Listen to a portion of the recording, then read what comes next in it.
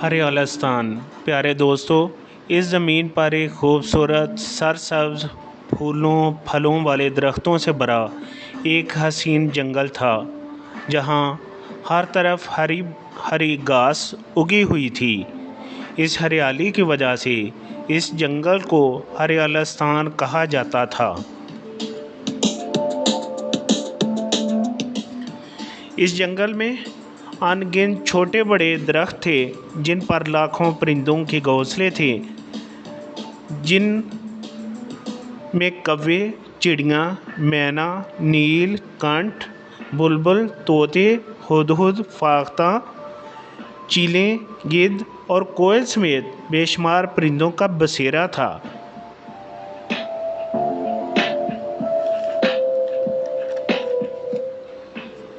गिलहरियाँ एक दरख्त से दूसरे दरख्त पर चढ़ती उतरती, दौड़ती भागती।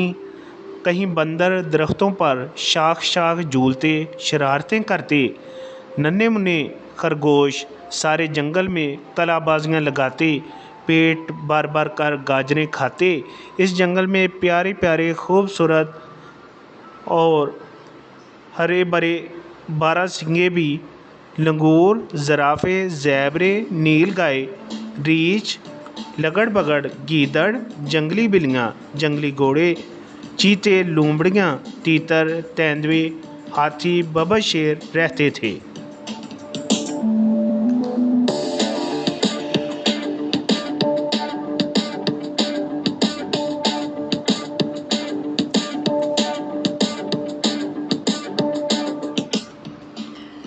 इस जंगल के दरमियान से एक नदी गुज़रती थी, जिसमें बेशुमार प्यारी प्यारी मछलियाँ थीं। नदी पर मुर्गाबियाँ, सार्स और बेशुमार आबी परिंदों का डेरा था। प्यारे दोस्तों, ये सब जंगल के बासी बड़ी खुशगवार ज़िंदगी गुजार रहे थे।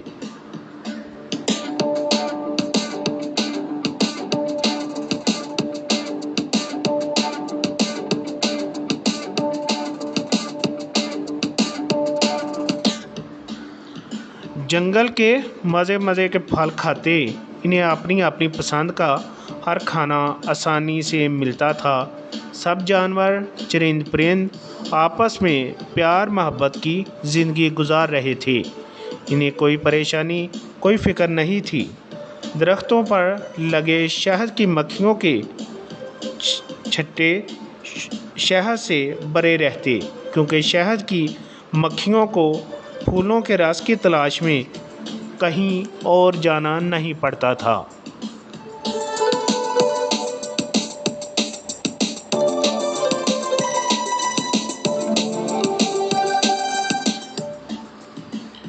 इनका जंगल फूलों और फलों से भरा था। इन खूबसूरत फूलों पर उड़ते तितलियों के गोल परियों के झुरमुट की तरह लगते। हर तरफ शरारतें, हंसी खुशी और मुस्कुराहटें थीं।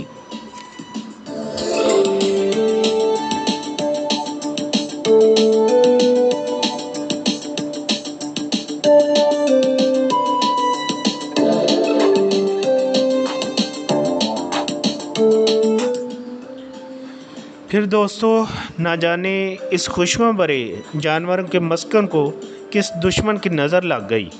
एक अंधेरी काली रात में जंगल के जानवरों ने देखा कि कुछ साए इस जंगल में आए। फिर जानवरों ने एक शोर सुना और चंद लम्हों बाद इन मासूम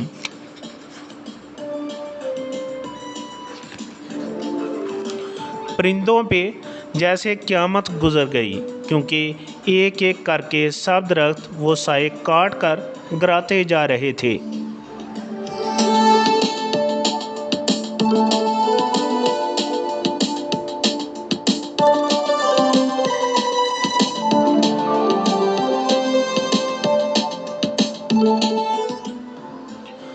दोस्तों, इन परिंदों ने अपने घोंसले बिखरते टूटते ज़मीन पर गिरते देखे। जंगल में हर तरफ शोर ही शोर था। जानवर एक तरफ से दूसरी तरफ भागते, अपनी जान बचाते फिर रहे थे।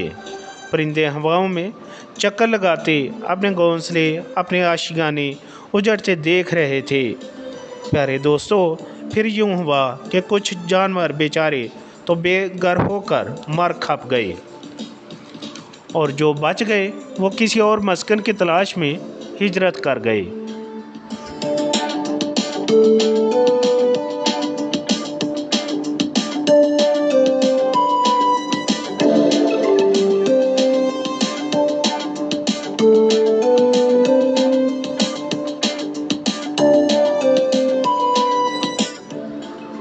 دوستو، اس ہریالستان یعنی ہرے بھرے درختوں کی دنیا کو تباہ و برباد کرنے والے وہ سائے کوئی اور نہیں بلکہ انسان تھے، جنہوں نے اپنی کم عقلی کی وجہ سے نہ صرف جانوروں سے ان کا مسکن چھینا بلکہ اپنے اور باقی انسانوں کے لیے مشکلیں کھڑی کر دیں۔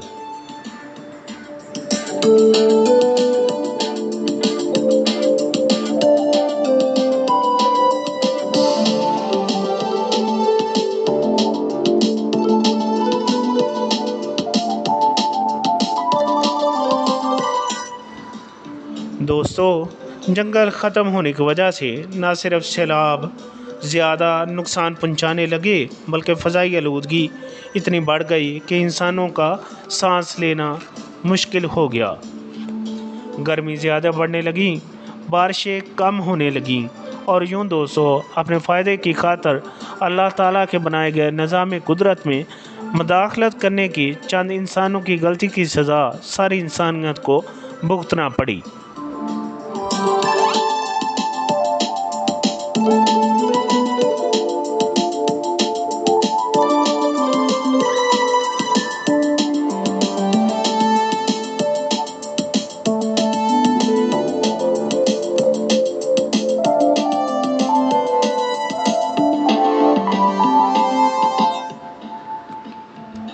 پیارے دوستو، ابھی بھی وقت ہے، ہمیں سوچنا ہوگا، آگے بڑھ کر زیادہ سے زیادہ پودے درخت لگا کر انسان دوست بلکہ جاندار دوست ماحول واپس لانا ہوگا، تاکہ ہم قدرتی آفات کی تبدیلیوں سے بچ سکیں، پرندوں کی جانوروں کی پیاری بولیاں دوبارہ سن سکیں۔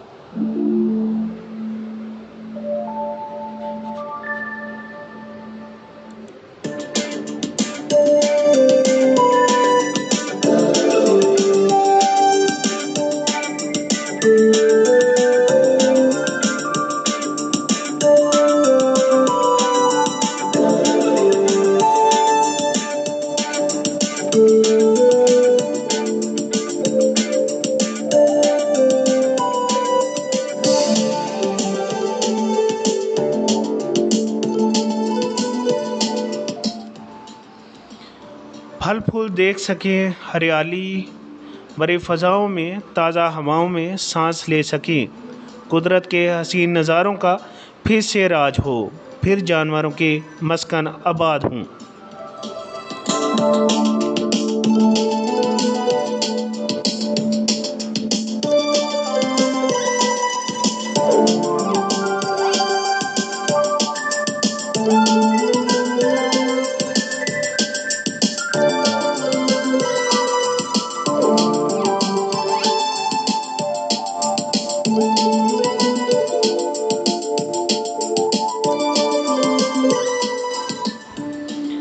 پھر پرندوں کے آشیانے درختوں پر نظر آئیں۔ پیارے دوستو،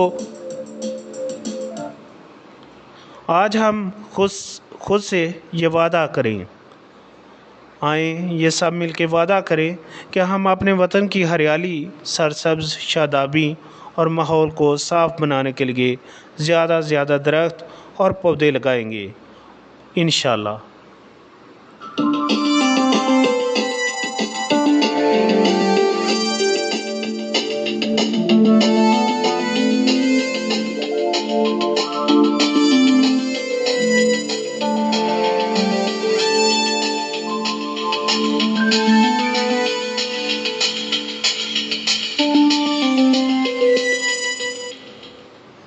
جی دوستوں، کیسی لگی آج کی آپ کو کہانی ہریالستان؟ اللہ حافظ.